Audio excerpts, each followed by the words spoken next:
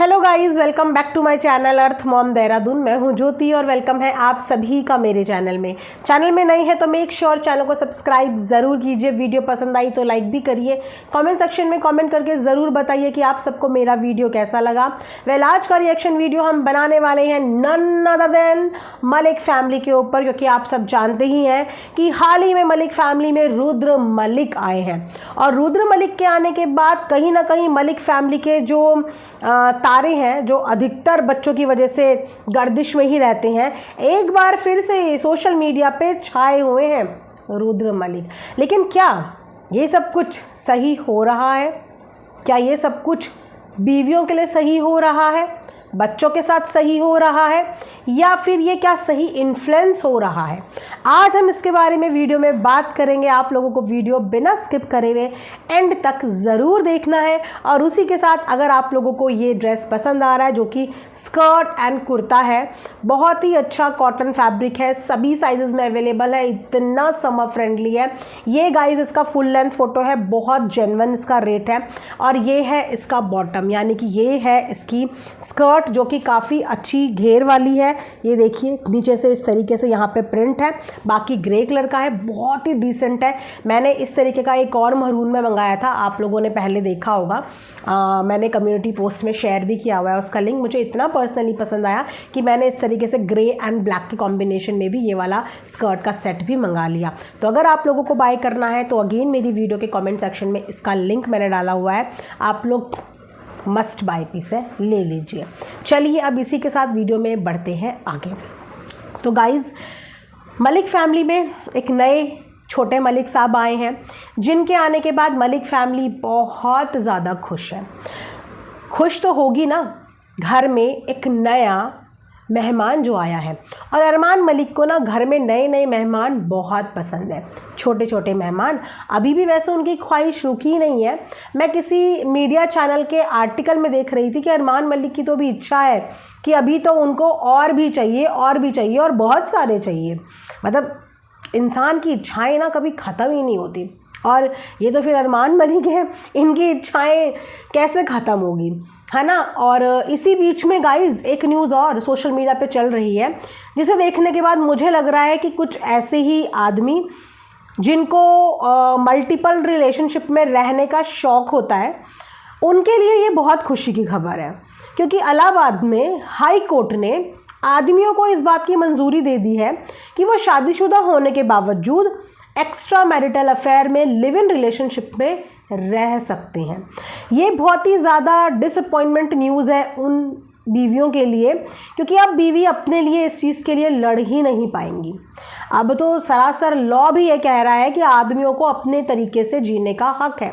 उन्हें एक साथ एक दो कितनी भी औरतों के साथ लिव इन रिलेशनशिप में रहने का हक है। हाँ, कुछ शर्तें और कुछ नियम उसमें आए हैं कि लड़की 18 साल से ऊपर की होनी चाहिए, लिव इन रिलेशनशिप में रहने के लिए उसकी खुद की भी परमिशन होनी चाहिए। तो देखा जाए तो हमारे लॉ ने तो भैया हरी झंडी दे दी है इन आदमियों को। अब कैसे रुकेंगे ये आदमी? अभी तक तो हम लोग अरमान मलिक को ही 2-3 शादियों के लिए क्रिटिसाइज़ करते थे, लेकिन अब कैसे क्रिटिसाइज़ करेंगे जब हमारे लॉ ने ही आदमियों को हरी झंडी दे दी है कि भाई तुम एडल्ट्री करो और लिव इन में खुल के रहो डंके की चोट पे। कोई कानून तुम्हारे खिलाफ कोई एक्शन ले ही नहीं सकता। कानून भी सपोर्ट कर रहा है आदमियों का। अब क्या करें, कानून से लड़ जाए? कुछ नहीं लड़ सकते। एकमात्र उपाय है कि अपने पति को अपने पल्लू में बांध के रखो, इधर उधर घूमने मत दो।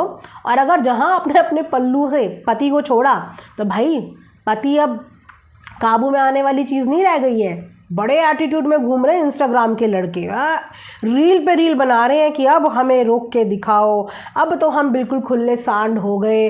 भयंकर भयंकर रील चल रही है, मतलब तो देख रहे हो आप लोग क्या हो रहा है सोशल मीडिया पे। तो वहाँ पे अरमान मलिक को अब क्या ही बोलें, अब है ना। अब लॉ को हम कुछ नहीं बोल सकते, अरमान मलिक को अब हम क्या ही बोलें। अरमान मलिक तो फिर भी अलग अलग लिव इन रिलेशनशिप में नहीं है, वो तो एक ही छत के नीचे दोनों बीवियों से शादी करके बाकायदा रह रहा है।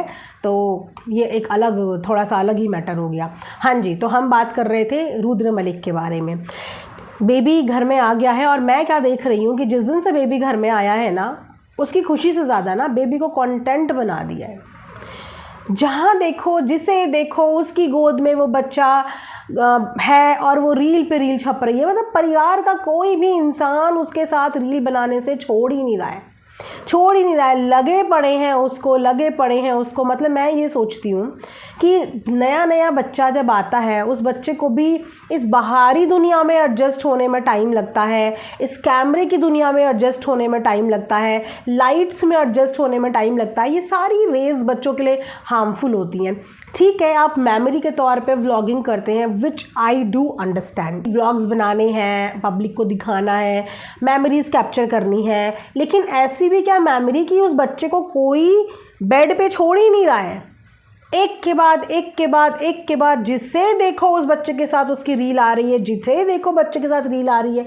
भाई वो बच्चा है, छोटा सा नवजात, आप इस तरीके से उसके साथ मत करो। उसको भी इस बाहरी दुनिया में एडजस्ट करने का मौका दो, थोड़ा उसको भी कैमरे से फ्री रहने दो, ठीक है।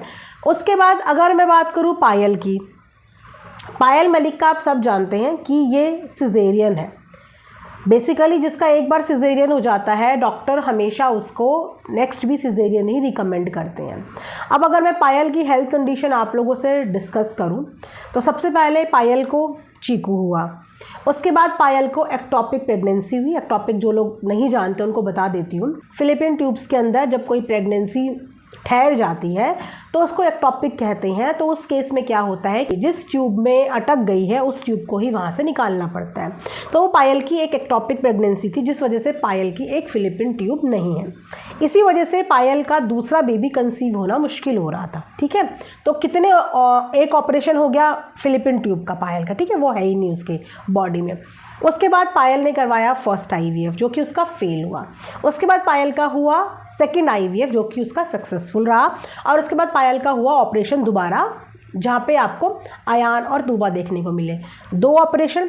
उसके बाद तीसरा ऑपरेशन हुआ पायल का, जो इन्होंने बताया था उसका हुआ था गॉल ब्लैडर का। उसके स्टोन हो गया था और वो सर्जरी उसके हुई थी, हो गया उसका तीसरा ऑपरेशन। उसके बाद भी आगे पीछे बीच में कुछ ना कुछ हेल्थ इश्यूज़ पायल के साथ लगे रहते हैं। आपने अक्सर उसको हॉस्पिटल में देखा होगा, और कुछ चीज़ें ऐसी भी हो सकती हैं जो हमें ना पता हो।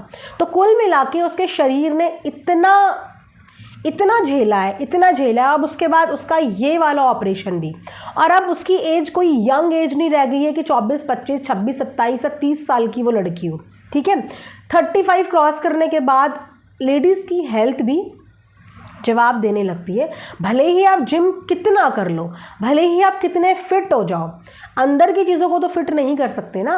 आप बाहर से अपने आप को 0 फिगर कर सकते हो, बाहर से आप अपने आप को मेंटेन कर सकते हो, पर अंदर तो आपके शरीर के अंगों की एज बढ़ रही है ना। उन एज को तो आप नहीं रोक सकते, वो तो बढ़ रही है। इतने सारे ऑपरेशन के बाद एक लेडी का शरीर भी जवाब दे जाता है, और इतनी सारी चीज़ें झेलने की क्षमता भी उसके अंदर कम होती चली जाती है, बोले तो वीकनेस आ जाती है। अभी जस्ट C-सेक्शन होके वो डिलीवरी करके आई है, और मैं अभी भी देख रही हूँ कि अभी भी व्लॉग्स के लिए वो लगी हुई है।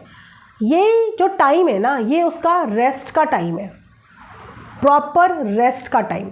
बहुत काम किया है उसने अपनी थ्रू आउट अपनी प्रेगनेंसी में, बहुत काम किया है, चाहे वो प्रमोशन हो, चाहे वो ट्रैवलिंग हो, चाहे वो व्लॉग्स हो, चाहे वो वीडियोज़ हो, मतलब एवरी प्लेटफॉर्म पे उस लड़की ने काम किया है।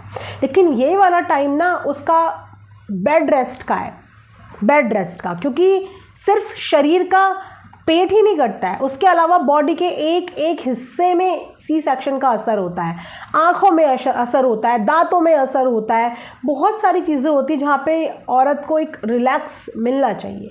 और वहाँ पे मुझे लग रहा है ना तो वो छोटे से बच्चे को रिलैक्स मिल रहा है, ना ही पायल को प्रॉपर रेस्ट मिल रहा है।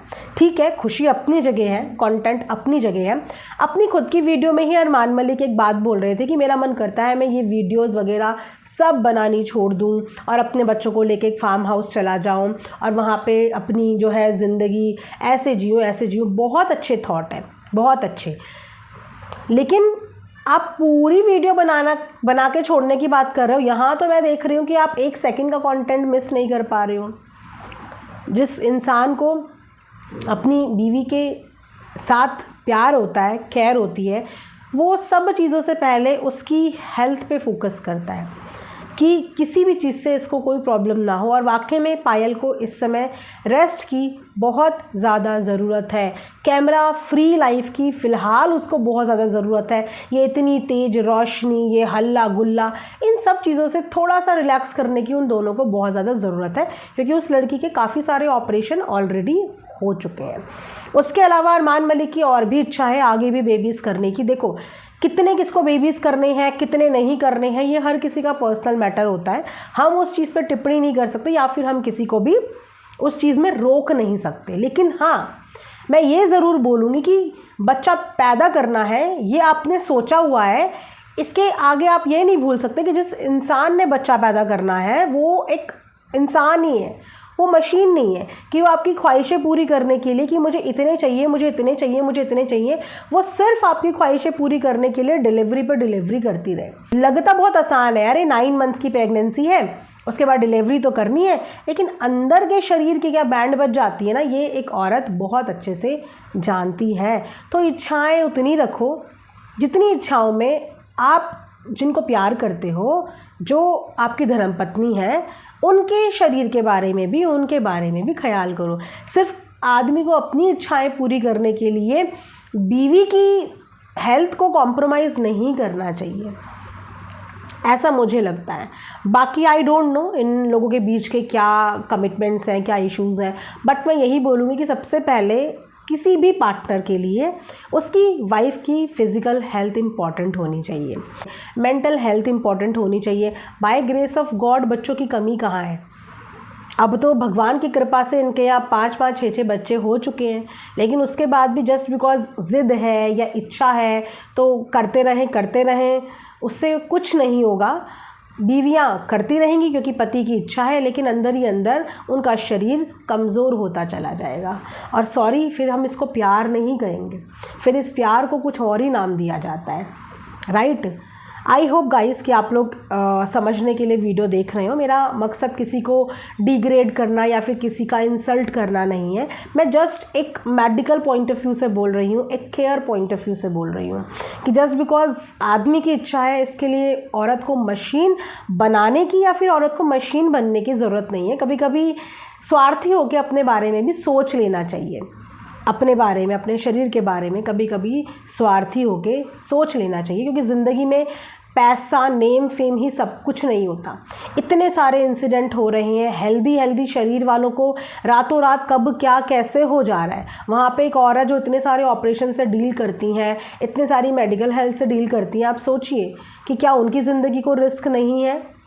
क्या काम आती हैं जिम, कितने सारे इंसिडेंट तो जिम के अंदर ही हो जाते हैं, कितने सारे केसेस आपने सुने होंगे। तो बाहरी बॉडी को लीन कर देना, बाहरी बॉडी को पतला कर देना, इसका मतलब ये नहीं होता कि आप अंदरूनी भी इतने ही फिट हो गए हो, क्योंकि अंदर की मशीनरी का किसी को नहीं पता वो कब जवाब दे जाए।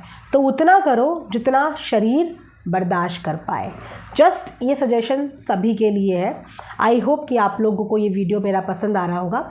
मिलेंगे नेक्स्ट वीडियो में, अपना ढेर सारा ख्याल रखिए। Thanks for watching earth mom Dehradun. Bye bye, take care, love you all.